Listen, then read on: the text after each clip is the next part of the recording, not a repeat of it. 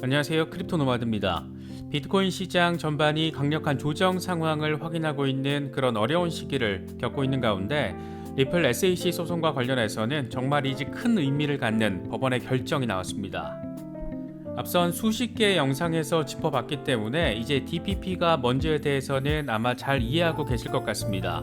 그동안 미국 SEC는 정부기관의 기밀보호 특권, 이 DPP를 방패로 삼으면서 내부 문서 공개를 거부해왔습니다.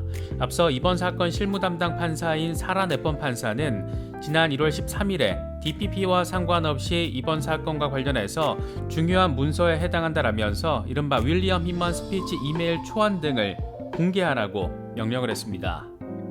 SEC가 가진 거의 유일한 방어 무기를 법원이 무력화시킨 것이어서 꽤 의미 있는 판결이다, 이런 평가를 받았었는데, 이와 관련해서 SEC는 당연히 법원 판결에 대해서 재고를 요청했고, 이번에 이에 대한 법원의 명령이 나온 건데 간단히 정리하면 이렇습니다. 헛소리 집어치우고 힘먼 스피치 이메일 초안 등 내부 문서 공개해.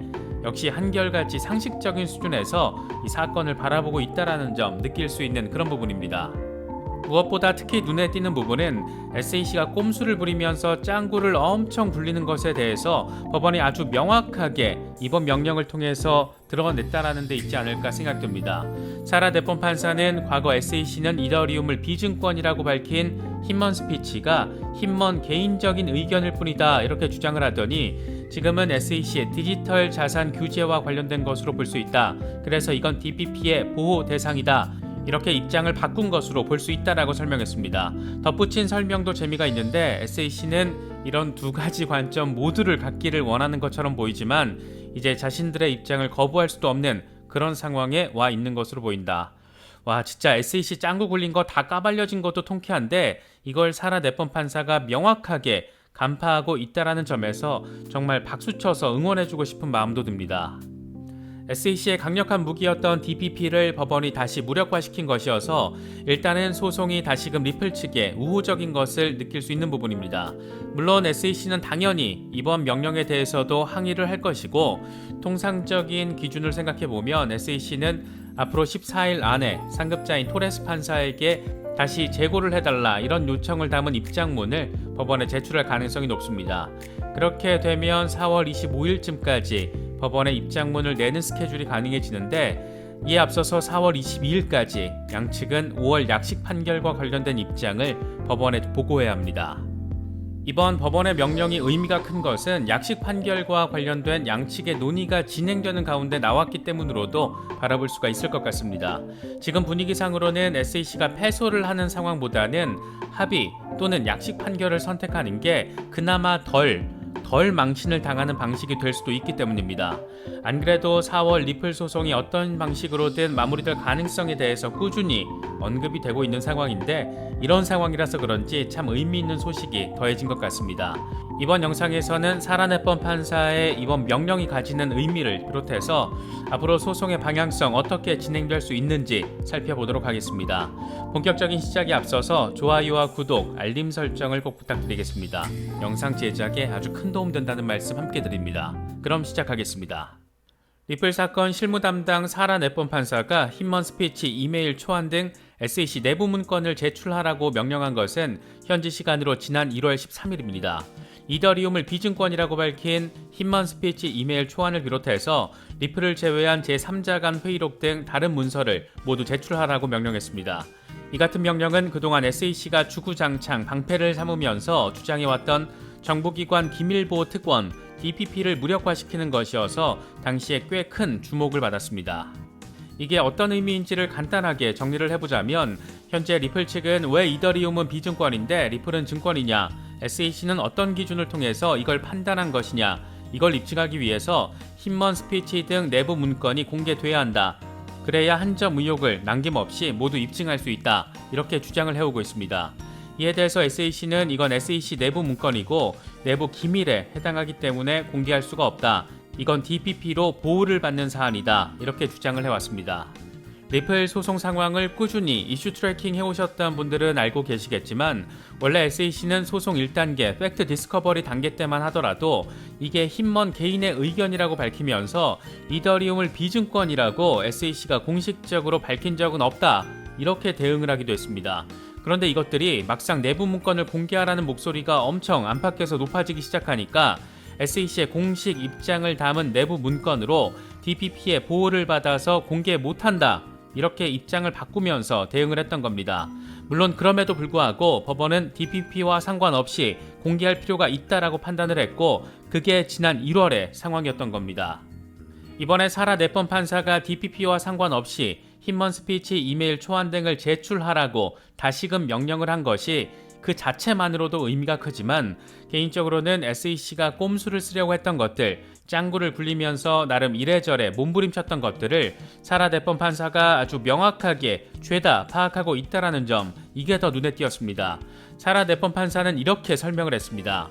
SEC는 힌먼 스피치 내용과 관련해서 SEC가 디지털 자산 규제를 위한 기업 파이낸스 접근 차원이다, 규제를 위한 것이었다, 규제 프레임워크 차원이다, 이렇게 주장을 하지만 사실 이건 기존의 힌먼의 개인적인 주장이라고 밝혔던 것과 일치하지 않는 주장이다, 이렇게 설명을 했습니다.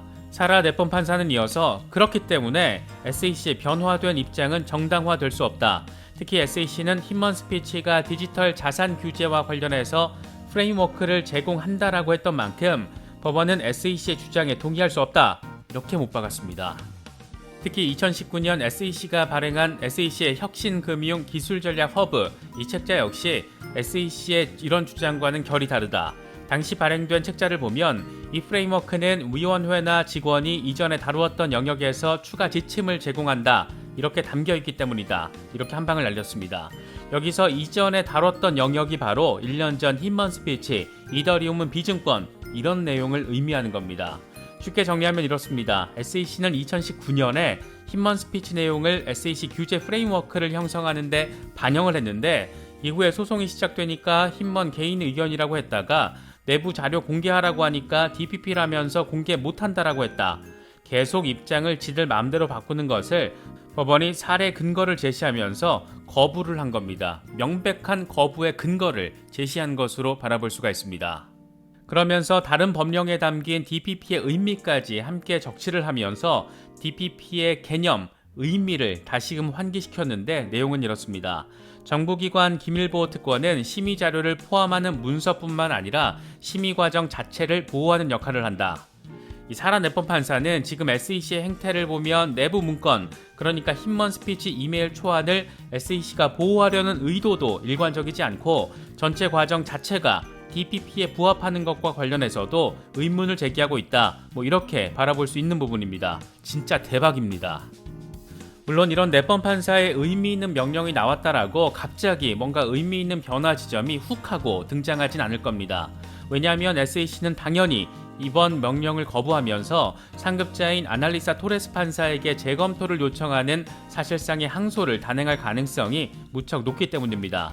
통상 이의 신청 기간이 14일이라는 점을 고려했을 때 SEC의 이의 신청 데드라인은 4월 25일쯤이 될 수 있습니다. 우리가 눈여겨서 봐야 할 지점은 4월 25일보다 4월 22일입니다.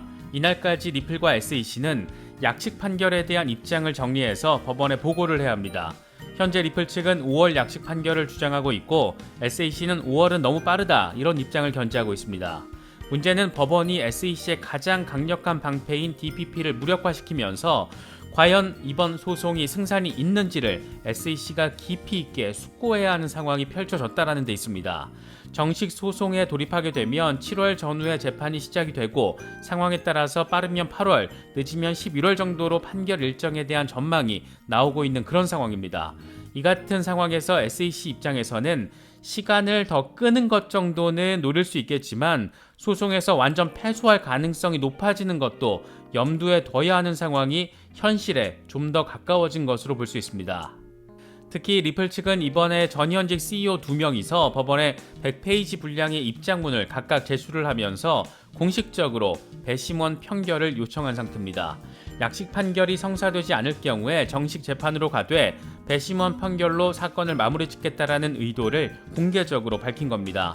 통상 배심원 판결은 여론의 방향과 비슷한 방향성을 갖는다라는 점에서 특히 배심원들 역시 주식이든 암호화폐든 투자자일 가능성이 매우 높다라는 점에서 이번 소송은 배심원 판결로 갔을 때는 거의 SEC의 패소가 확실하다, 뭐 이런 말들은 진작부터 나왔고 저도 이런 부분에 상당히 동의를 하고 있습니다. 그래서 SAC는 이번에 진짜 짱구를 잘 굴려야 하는 상황이 됐습니다. 버티고 버티면서 망신당하는 시점을 연장하면서 나중에 더 깊은 망신, 완전한 망신, 그러니까 패소를 당할 것인가, 아니면 이 정도 상황에서 승소에 대한 가능성은 크게 줄어든 만큼 이제 합의 수준에서 벌금 받고 마무리를 할 것인가, 뭐 이런 계산을 해야 하는 상황이 된 겁니다. 지금 법원의 분위기만 보면 약식 판결로 가더라도 SAC가 승소할 가능성은 거의 없고 오히려 법원이 적절한 벌금을 제시하면서 합의를 유도하는 상황이 더 현실적이지 않을까, 뭐 그런 생각이 더 강하게 드는 것 같습니다. DPP를 바라보는 법원의 방향성이 확실하게 제시된 만큼 이제 남은 쟁점은 공정한 고지 이슈입니다. 힘먼 이메일이 공개가 되면 지금 SAC가 공개는 죽어도 안 된다라고 말하면서 법원에 제출한 이스타브룩 메모 역시 공개될 가능성이 높습니다. 이 메모는 2018년 리플 CEO 브래드 갈링하우스와 당시 SEC 위원 엘라드 로이즈먼의 미팅 내용을 담고 있는 건데, 당시 로이즈먼은 XRP는 비중권으로 보인다 이렇게 밝혔다라고 브래드 갈링하우스가 법정 진술을 한 상태입니다. 이후에 로이즈먼이나 비서였던 이스타브룩이 별다른 반박을 내놓지 않아서 사실상 갈링하우스의 진술, 그러니까 로이즈먼이 XRP는 비중권으로 보인다라고 말한 것을 인정한 것으로 해석되고 있습니다. 그러니까 SEC는 XRP는 증권이라는 걸 사전에 고지를 해야 하는데 XRP가 비증권이라고 고지를 해놓고 이것들이 소송을 내는 그런 미친 짓거리를 한 것으로 바라볼 수가 있습니다. SEC는 이걸 법원에는 제출을 하면서도 공개는 안 된다, 이런 입장을 견지하고 있는 것으로 지금 전해진 상태입니다. 일단 법원에 제출된 것은 그나마 다행이라면 다행인 부분으로 볼 수 있습니다. 아무튼 시간이 지나면 지날수록 SEC가 얼마나 한심하게 미친 짓을 아무렇지 않게 했는지가 조금 더 명확하게 드러나고 있는 그런 모습입니다. 이번에 워낙 의미가 큰 법원의 결정이 갑자기 훅 하고 튀어나와서 개인적으로는 짐짓 꽤 놀랐는데, 어쩌면 이런 상황이 앞으로 우리가 자고 일어났을 때 바라보게 될 XRP의 상황이 아닐까, 뭐 그런 긍정적인 상황도 기대를 해보게 되는 것 같습니다. 지금 당장은 주식도 암호화폐 시장도 모두 어려움을 겪고 있는 상황이다 보니까 투심이 흔들리는 것이 어쩌면 당연한 건데, 리플과 관련해서는 가장 큰 악재, 이 소송 리스크가 점차 완화될 가능성이 한층 더 높아지고 있다는 점, 그리고 이 소송 리스크 완화 속에 리플의 우호적인 비중이 좀 더 커지고 있다는 점, 이런 부분들 잘 체크하시면서 XRP를 바라보시면 더 좋지 않을까, 그런 생각이 들기도 합니다. 리플 XRP 홀더분들, 특히 장기 홀더분들은 이런 긍정적인 분위기 바라보시면서 앞으로의 시장 대응 전략 세우시면 더 좋을 것 같습니다. 이번에 준비한 영상은 여기까지입니다. 영상이 도움이 되셨다면 좋아요와 구독 또 알림 설정 꼭 부탁드리겠습니다. 영상 제작에 아주 큰 도움 된다는 말씀 함께 드립니다. 언제나 성투하시기를 기원하겠습니다. 시청해주셔서 감사합니다. 지금까지 크립토 노마디였습니다.